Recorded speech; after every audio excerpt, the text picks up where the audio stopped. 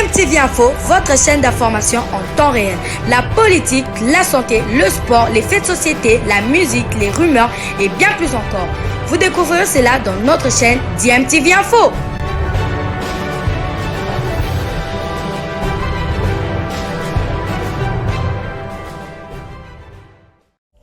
Vous êtes sur DMTV, bonjour ou bonsoir, tout dépend de l'heure à laquelle vous nous suivez. Tout plaisir est pour nous de vous retrouver, mais surtout de savoir que vous êtes nombreux en train de suivre votre chaîne YouTube DMTV. DMTV qui vous propose l'actualité, vous propose également des analyses et des réflexions sur des sujets d'actualité, sur des faits sociaux, tout simplement sur des réalités que nous observons ici chez nous en République démocratique du Congo. Léopard de la République démocratique du Congo, après l'élimination à la qualification à la Coupe du Monde au Qatar en 2022. Vous le savez, les Léopards ont été défaits par les Lions de l'Atlas du Maroc le 29 mars dernier, synonyme de non-participation à la prochaine Coupe du Monde. Un débat fait rage ici en République démocratique du Congo, c'est sur l'avenir du technicien argentin Hector Raúl Cooper. Mais nous, vous avions certainement parlé aussi de ces différences de vues entre la Fédération congolaise de football association et peut-être le gouvernement, peut-être le ministère, mais au travers le secrétaire général Barthélemy Okito. Mais est-ce que son titulaire était du même point de vue? En tout cas, rien n'est sûr. Moi, je doute. J'ai comme l'impression que Barthélemy Okito marche un peu à contre-courant par rapport à son titulaire. Il a des points de vue, des opinions qui divergent un peu de Serge Nkonde Eshembo. Alors, on parlait de l'avenir d'Hector Cooper. Visiblement, Barthélemy Okito, tout comme un certain nombre de personnes, un groupe de gens, notamment François-Claude Kabulo, Mwana Kabulo, qui militait pour la résiliation du contrat d'Hector Raúl Cooper qui courait jusqu'en 2023. Mais au niveau de la fédération, lors de l'émission que nous avions suivie le dimanche dernier à la RTNC, on sentait bien que le secrétaire général adjoint de la fédération n'était pas pressé à l'idée de voir le contrat d'Hector Raúl Cooper résilié. Alors Hector Raúl Cooper reconduit, c'est en tout cas ce qui est en train d'apparaître. C'est une nouvelle qui certainement ne va pas plaire à beaucoup de Congolais, et pourtant c'est une réalité qu'ils doivent désormais accepter. Des grandes décisions et de fortes remises en question attendues à la suite du fiasco des Léopards en barrage de la Coupe du Monde 2022 resteront bien sûr à jamais illusoires. Des sanctions arrivent plutôt timidement. Les vrais responsables ne sont pas du tout inquiétés. Vive la continuité, c'est l'inquiétude que nous avons. En tout cas, on a vu au ministère des Sports, par exemple, Serge Nkonde, sur cabinet, du moins, prendre une décision contre un de ses conseillers, Dickson Yala, par rapport à toute la cacophonie qui a tourné autour du voyage des supporters vers le Maroc. Mais on apprend que Dickson Yala n'était même pas à Kinshasa au moment où ses supporters ont quitté Kinshasa. Alors, est-ce un règlement de compte?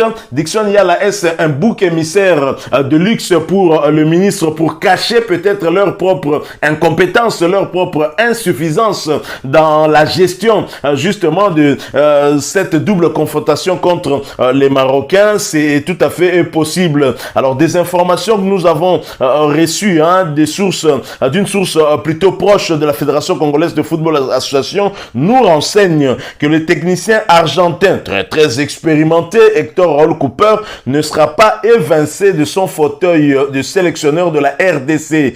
La décision serait actée lors d'une réunion tenue ces dernières heures par les animateurs de l'organe fêtier du football national. Chabani Nonda Akris ainsi que Santos Mutubile et Djalma ont participé à la dite réunion et n'auraient pas été d'accord pour la continuité du technicien argentin. Mais leur voix n'a visiblement pas apaisé face aux administratifs de l'instance que sont Donatien Chimanga, président ad intérim de la Fédération congolaise de football association, Belge Sitouata, la secrétaire générale ad intérim également, Patou Mangenda, secrétaire général adjoint et les vice-présidents. Le contrat initial signé par Hector Raúl Cooper court jusqu'en 2023. Cependant, il était clairement défini comme objectif. L'homme avait pour mission de qualifier la RDC à la Coupe du Monde au Qatar 2022 avant toute autre chose, ce qu'il n'a pas pas réussi à faire. Une clause de résiliation était incluse dans son contrat, mais la FECOFA n'a pas voulu l'activer pour des raisons qu'elle est la seule à connaître. Voilà donc Hector Hall Cooper qui aurait pu être évincé à la suite de cette débâcle. Le secrétaire général au sport Barthélemy Okito nous expliquait que 7 jours suivant l'élimination de la RDC à la Coupe du Monde, il fallait notifier aux techniciens argentins de la résiliation de son contrat. En ce moment-là, la RDC ne serait pas tenue de payer des indemnités, mais ce qui n'a visiblement pas été fait parce que la fédération a voulu que nous puissions continuer avec ce technicien argentin. Alors du côté du ministre des Sports, Serge Nkondé, on est bien au courant de la situation, et Serge Nkondé a laissé faire, même s'il ne croit peut-être pas trop à Cooper. Le nom de Patrice Neveu, ancien sélectionneur des Léopards, actuellement sélectionneur des Panthères du Gabon, avait aussi été cité dans les bureaux de la FECOFA pour succéder à l'ancien sélectionneur de l'Égypte, mais des langues se sont levées en interne pour étouffer cela. Sauf retournement de situation, c'est avec Hector Hall Cooper que la RDC fera sa campagne des éliminatoires de la CAN Côte d'Ivoire 2022 qui débute déjà fin mai et qui va se poursuivre durant plus ou moins 2 semaines pour les 3 premières journées. Donc voilà donc, en suivant Mangenda, le secrétaire général adjoint de la Fédération congolaise de football association, le dimanche dernier à la RTNC, j'étais très clairement convaincu qu'on allait poursuivre avec Hector Hall Cooper. Il parlait bien de ne pas jeter l'eau du bain avec le bébé, et donc le travail abattu jusqu'au niveau où nous sommes arrivés par Hector Hall Cooper n'est pas aussi à rejeter en bloc, tout simplement parce qu'on n'a pas réussi sur un seul match à nous qualifier. Et je rappelle quand même qu'Hector Hall Cooper, jusqu'au match retour contre le Maroc, n'avait encaissé que 4 buts en 7 rencontres, et c'est seulement lors de ce match qu'on a sombré, qu'on a encaissé 4 buts sur des erreurs monumentales de la défense, avec un Christian Lundama qui à lui tout seul a offert 2 passes décisives. Je crois qu'il y a eu des erreurs, mais on peut aussi les corriger pour l'avenir. Et moi, je m'inquiétais aussi du fait que la prochaine échéance, c'est déjà ces éliminatoires de la CAN Gabon, Côte d'Ivoire 2023. Fallait-il reprendre à zéro avec des techniciens congolais comme insistent les autres, oubliant qu'avant Hector Hall Cooper, on a eu à aligner 2 sélectionneurs congolais et qui n'ont pas aussi donné des résultats escomptés, même si pour Jean-Florent Ibenge Kwange, il a eu quand même à élever le niveau de nos Léopards, même si vers la fin de son aventure avec les Léopards A, ça n'a pas du tout été. Le résultat n'était pas celui que nous attendions. Donc voilà tout. Hector Hall Cooper va probablement poursuivre avec les Léopards de la République démocratique du Congo. Autre information, ce sont les Léopards A', et vous le savez, le championnat d'Afrique des Nations va se jouer en Algérie en 2023, et la République démocratique du Congo, qui n'a pas d'entraîneur dans cette catégorie, est à la recherche d'un nouveau staff technique.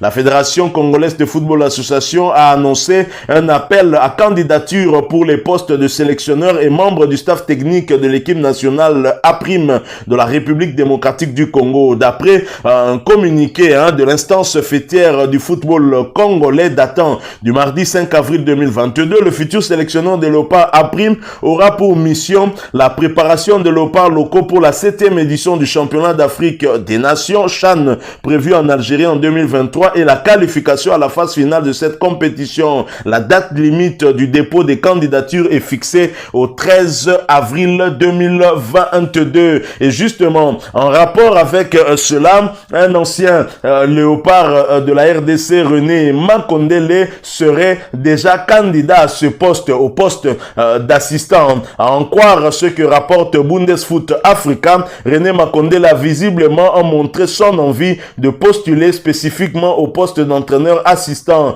L'ancien joueur international congolais est actuellement reconverti en entraîneur qui a réussi ses tâches avec les U17 et les U19 avec le club suédois de Sandvikens IF.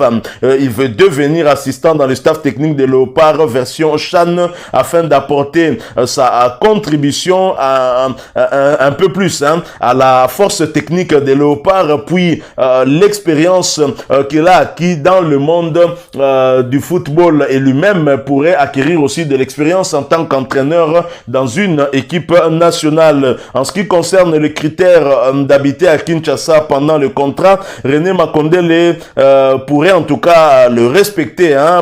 Voilà donc René Makondele qui est déjà le tout premier candidat, hein, mais au poste d'assistant, pas comme entraîneur principal. C'est aussi bien, hein, de voir des anciens internationaux essayer un tout petit peu de se reconvertir, hein, en entraîneur, ce qui va augmenter un peu la liste des entraîneurs congolais, une expertise locale dont nous pourrions avoir bien sûr besoin. Et pour cela, ils ont besoin d'acquérir plus d'expérience.